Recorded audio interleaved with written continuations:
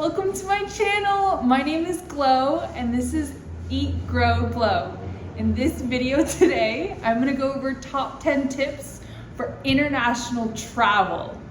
I've been on over 20 flights internationally, and usually international flights are like longer, and there's certain things that I think that could be done to enhance your comfort, make it more enjoyable, and relieve stress.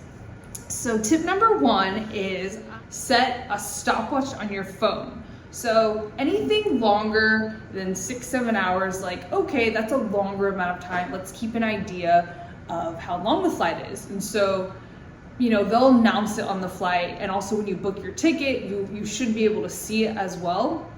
My flight yesterday was 13 and a half hours. So I started it when the plane took off, not when we're still like in the airport runaway lane, but right when it's taking off. I set the stopwatch on my phone, so then at any point I can reference it, and it helps give me like an idea of like, okay, like this is where we're at, like, so that when I'm in my head going like, are we there yet? Are we there yet? Like, I have some idea of like, okay, we're not there yet. There's still like 10 more hours to go, or there's 2 more hours to go, sort of thing. Tip number 2 is to bring a reusable water bottle, your own. So they're gonna give you water. They're gonna give you lots of liquids on the plane. It's great. They go in the little car and they ask you what you'd like to drink. And I think that works well. And though, what if you're thirsty and like you can't get, like the cart's not coming at the exact time? For me, it gives me a peace of mind to just know I have my own bottle that I have prepared, that any moment if I get thirsty and want to hydrate myself, I have access to it. Because when you're on the plane, it's actually really drying. So it's just good to stay nourished and hydrated. Third tip is food. Okay. They will provide food, especially on longer flights internationally, and I think that's great. The serving portions, I would say, are usually, for me, they're insufficient. So I always like to supplement my meals. So bringing either, like, if we're staying healthy here, like some sort of like fresh vegetable, like baby carrots, cucumbers. You can even bring like tomatoes or something. You can pack your own meal, right? I do recommend that, just so that you feel good. You can buy stuff on the plane, but it's just like in case you want something healthy. And then I also recommend bringing your own snacks too. So it's just things like higher in protein, like nuts, seeds, fresh fruit is also really great to bring.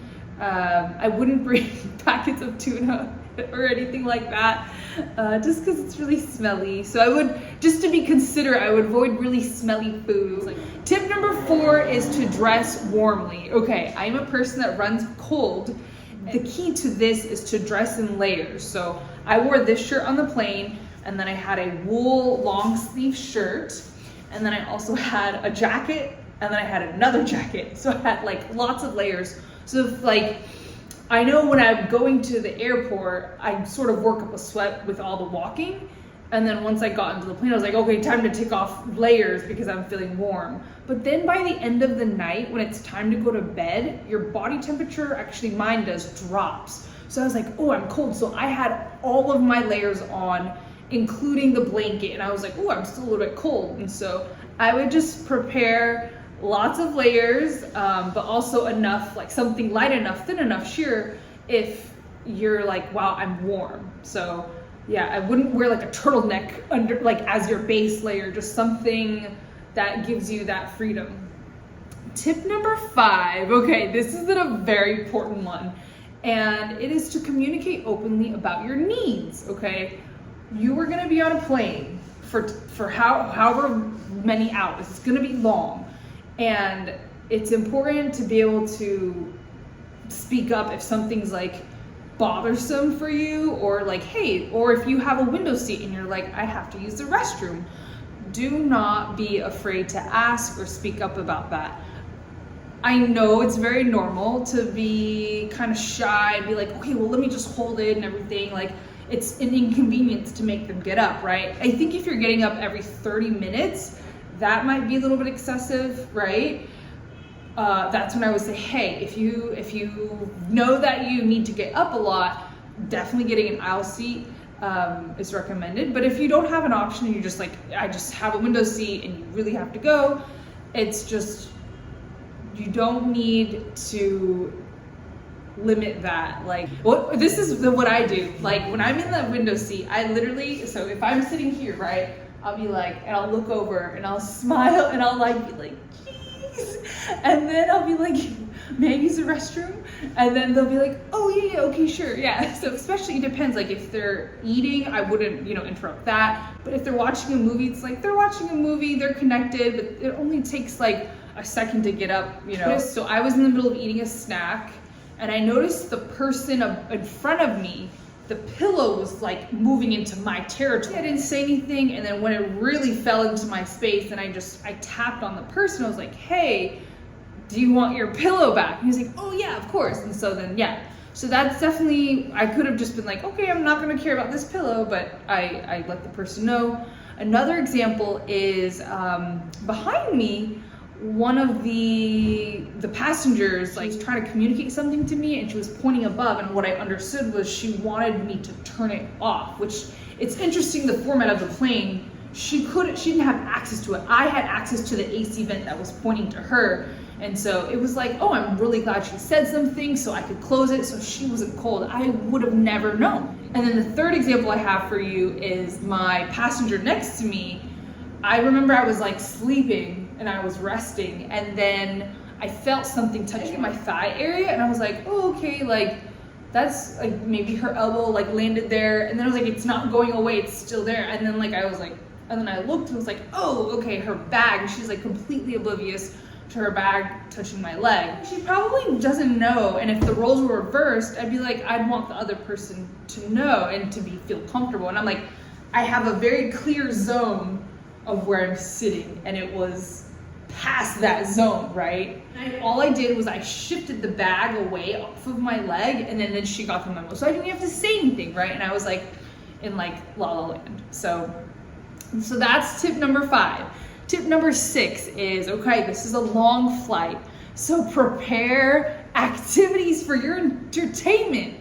So for me, I like to bring journal things to journal on, like pens, maybe colored pencils and things, a book to read, or some kind of reading material. I recommend a power bank, right? If you're using your phone excessively, or not excessively, but you're using it a normal amount, and you want to keep your phone charged or a laptop or something, I would just bring a power bank. They have outlets, right, in the seats to charge, but it's happened to me a couple times when I'll use the charger, the outlet, and like my charger will like literally fall like a second later. So like there's not a really good connection. So that's always possible. So I wouldn't necessarily rely on that. But you could rely on the power bank that you bring. They have movies on international flights. I think that's one of my favorite things to do, to watch a movie, a good movie. And so that's like one of my, like I first go through the trailers and like, okay, like what looks interesting. And then after I go through the trailers, then I like pick a movie to watch. And my tip for you, like a sub tip is, if you bring a journal, if you bring books, if you have like things that involve more motivation to do, I would do those first, like more mental activities before you watch the movie. I'd save the movie towards the end. So it's like, oh, okay, I get to like have my treat. Because if you start with the movie, then you're just gonna wanna watch movies for the rest of the flight. But if you start with your like other activities, then it's kind of like, oh, okay, you've worked up to the movie, Tip number 7 is movement. Okay, so you are on a plane, you're sitting right. It's not the most comfortable thing on the body to just be sitting there for like 10 plus hours. So when I would go to use the restroom, right, I'd also take a moment like as I'm waiting, or like coupled after, before the bathroom break, I'll like do some like I call these cactus arms, right? Like I'll just like open like my chest area and like squeeze my shoulder blades in the back, and that's really helpful. You can't really do that when you're in like a chair. And then I'll just kind of roll like just like do some stretches, right? I think that's also really important when you're on a flight for a very long time. Do some like toe raises, calf raises, and just do some stretches for yourself. And I mean, don't be afraid to walk around, and it's a long flight, you know, so it's okay. You can also do it while you're in the chair too. Like sometimes I like to just stretch my elbows and do some wrist circles. Tip number 8 is hygiene. So let's say you've eaten, you know you're about to sleep soon. I would definitely make a point to pack a toothbrush and toothpaste, and then maybe floss, right? And then something to wash your face. So I didn't want to deal with like washing my face and the water dripping down the sink. So I just brought baby wipes on the plane, and that was a really low stress, easy way just to wipe my face. I put my like lotion on, and then I did all my dental care. It takes a while, so there's like so many bathrooms, everyone has to do their own thing, and so if people have to wait, it's okay. It's not like you're reading a book in there, it's like you're doing like actual hygiene needs, like they're your basic needs. So I definitely would recommend brushing your teeth before you go to sleep, which brings me to tip number 8. 9? I think I lost count. I think we're on tip number 9. Is sleep. Okay, so I have very, very good tips for sleep. I think they're good. Bring a neck pillow. It is, for me, one of the most important things. I think in the past, you know, the first like 6-7 flights of my life, I would just, you know, do the head bob. It's so uncomfortable, for me at least. Like, it is to sleep like that. In the grand scheme, just having a neck pillow, I have one that's inflatable, love it, best investment I've ever had.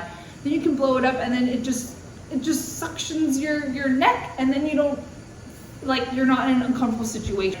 Bring earplugs, or you can like play your earbuds with like white noise or pink noise to help drown out any sound that you hear, and then cover your eyes with like an eye mask. Or I brought a beanie, and it kept my head warm, but it also covered my eyes. So a really thick beanie that'll keep you warm. So that's all the things to prepare for sleep. And then the other side of that is I would be really strategic with it, like being aware of like, okay, what is the time change? When are you supposed to land for your flight? You don't want to, like, if you know wherever you're going is going to be night, that means you're going to sleep soon. So if you sleep the whole flight, by the time you get there, you're going to be like wired. You're going to be like, I'm starting my day, but it's literally night. So I would just kind of be aware of like the time zone. And I think when I was flying from the States to Taiwan, I stayed up for 6-7 hours, and then for the last leg of the trip, I was like, okay, time to sleep. I'll sleep for 5 hours, right? And that worked out great for me. Okay, yeah, I think, the last tip, okay, the most like holistic one of them all is tip number 10. This is the mindset that I think works best for me. Take the international flight as a journey. It really is a marathon. It's not a sprint. It's also an adventure. Like, how often are you going to be able to be like, I'm on this really long flight. I have nothing to do, nowhere to be for like the next 13 hours. Like, what am I going to do? You know? And so let yourself just enjoy that. Be present, embrace it. You know, even when the baby next to you is crying and screaming, you're just like, okay, you just cried, little baby. Or you're like, wow, it's really cold in this plane. It's like, okay, maybe I'll ask for another blanket or something. Top 3 takeaways. Don't be afraid to ask the flight attendant, ask your fellow passenger if you need to fulfill one of your basic human needs. Second, biggest takeaway is bring a neck pillow. And then third is be strategic with your sleep. I'm Glow, and this is Eat, Grow, Glow. Thank you so much for watching. What did you think? I'd love to hear in the comments below. Did I miss anything? What tips did you find most helpful? If you got something out of this video, please give it a like or subscribe for more. Thank you so much for watching, and I'll see you in the next one. Bye!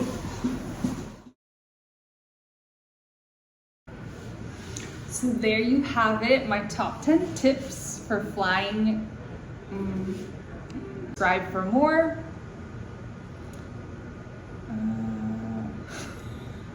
In the comments below, I'd love to hear.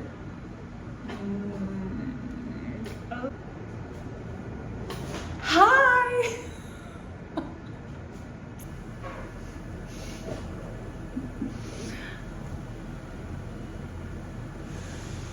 I'm Glow. I'm Glow, and this is Eat, Grow, Glow.